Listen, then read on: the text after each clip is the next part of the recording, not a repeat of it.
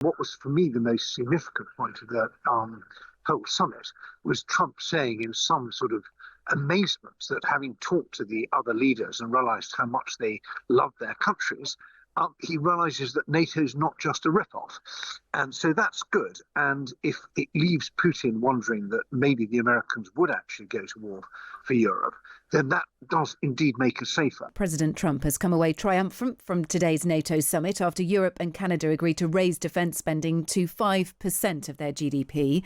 However, it was the NATO Secretary General Mark Rutte that really made the headlines after he called Donald Trump daddy in response to the president's F-bomb yesterday. They've had a big fight, like two kids in a schoolyard. You know, they fight like hell. You can't stop them. Let them fight for about 2-3 minutes, then it's easy to stop them. And then daddy has to sometimes use strong language to You have get to use stop. strong language. Every once in a while you have to use a certain word. Yeah, he's referencing Israel and Iran there and the delicate ceasefire that's currently holding between the two countries at the moment. It was a bizarre moment at the summit today. It's been a pretty unusual summit. The Times' Edward Lucas has been in The Hague and has written his column on what he's made of it all. He joins me now. Edward, good evening. Well, good evening, Kate, from a blessedly empty square in the heart of The Hague, where the residents haven't quite come back yet and all the NATO people have either gone or are enjoying a quiet beer. Well, it's lovely to see you there in full glory. Look, you will have witnessed, in front of the cameras, behind the scenes, there's no doubt that something historic, definitive, something for the good of all our security, I suppose, was achieved today in getting nations to commit to 5% of GDP. That we'd have to concede, wouldn't we?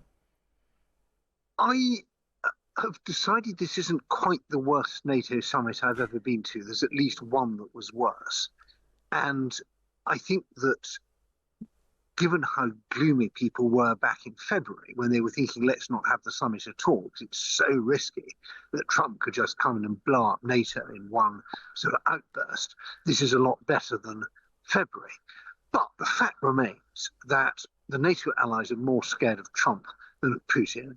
They sidelined Ukraine. They pared back the summit agenda to one brief day. They made a big promise to increase defence spending, but actually not until 2035.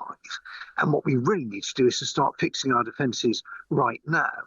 And so I think hauling the coals out of the fire is praiseworthy and full marks to Mark Rutte, our Trump whisperer-in-chief, for his obsequious flattery of the president. An absolute masterclass in how to be a sort of courtier at the emperor's court. And even Trump recognised that off the mic, didn't he? He said, "You really know how to play me or talk to me or flatter me," or something a bit like that. It's funny. Trump's sort of ears and his ego sometimes talk to each other in public. So it's very, very nice to be able to eavesdrop.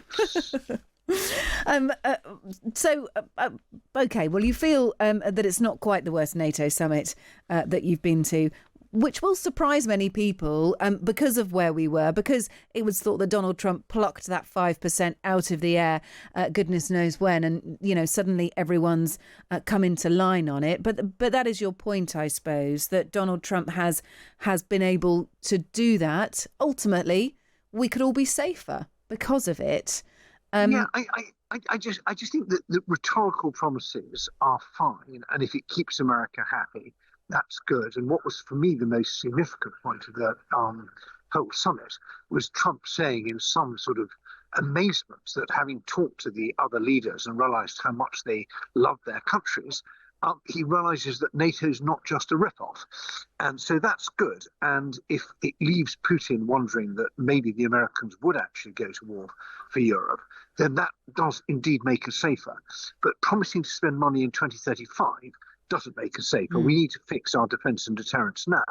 And don't forget that just European NATO is 10 times richer than Russia. Russia's got an economy of sort of between the size of Italy and Spain. If we just spent the 2% that we agreed to spend properly, we would already be fine. And I worry that we're going down this avenue of sort of extravagant splurges on defence spending, which are going to be politically unpopular and economically crippling, but are a sign of weakness. We just need to spend the money properly that we've already got, and then already the problem would be solved. How do we do that, though? That sounds so easy, but in reality is so difficult. How do we spend the money properly? How do we marshal it? I think we've got to stop seeing defence spending as a way of keeping the voters happy and keeping defence companies in business. It's really striking. The Finns, with a population of 5 million, have almost more combat power than the entire British Army. We buy stuff very, very slowly, very expensively, with very long lead times in rather small numbers.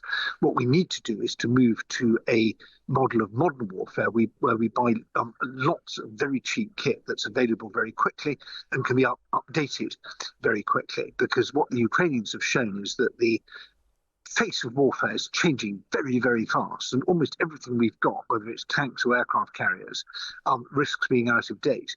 The other thing we need really urgently is air defences, because as we see in Ukraine, and I just was trying to find out how many Ukrainians had died from Russian bomb missile attacks while we've been blabbering on here, and it's certainly in the scores. We don't have the air and missile defences to protect our cities from the torments that are being inflicted right now on Ukraine. And so that should be a really top priority. Yeah. Look, I mean, is there an argument to say, although you feel that 5% by 2035 is just still kicking the can down the road too much, it is not enough, it is not quick enough, it is not enough soon enough. Is there an argument to say, well, we wouldn't have even got to 5% if Donald Trump hadn't been on the scene? Yes, I mean, we should certainly be grateful to Trump for saying to the Europeans, this is unsustainable, you've got to do more. And every American president since Eisenhower has said that. Under Trump, it actually started happening. So hats off to him for that. He's also highlighted, perhaps not in a very constructive way, that Article 5, NATO's collective self-defense clause, is open to multiple interpretations. It's not like the firearm, you don't press it. Is it? Is it, Edward? Yes. I mean, in fact, if you read Article 5, or 145 words of it very carefully, which people don't really, it says that an armed attack on one country is an armed attack on all, and the countries shall then individually or collectively decide by whatever means they deem necessary how to respond. Now, that could be like, we're not going to do anything. So people think it's like the Three Musketeers, all for one and one for all. It encourages, it commits countries to do stuff in defence of each other. But it's not an absolute guarantee. And I think that the message for European NATO countries now is just get on with it. And if I'm allowed to use a very small swear word, as the Americans would say, fix your own, am I allowed to say SHIT on the radio? Well, you've kind of sort of just said it. You can say shite instead. I apologise. Fix your own stuff. And nothing's stopping us. And what's so frustrating about this is the Ukrainians had a revolution in their military. 120 brigades, which is the sort of like a regiment of all combat ready. They've innovated like mad. And they're doing it while they're under nightly bombardment with basically no money. We are not under attack. The only thing that's really stopping us from doing this is inside our own heads and inside the heads of our leaders. So the sooner we do what we need to do, the less expensive and the less risky it will be. And if we got it right now, we wouldn't be worrying about spending 5% in 2035 because the Russian war machine would have ground to a halt. We'd have hit them on their shadow fleet. We'd have applied proper sanctions. We'd have taken the 300 billion in Russian central bank assets, which are sitting here in the West. We've done all the stuff that we need to do, and the problem would be fixed, and we could worry about other stuff like climate change or China or whatever you like.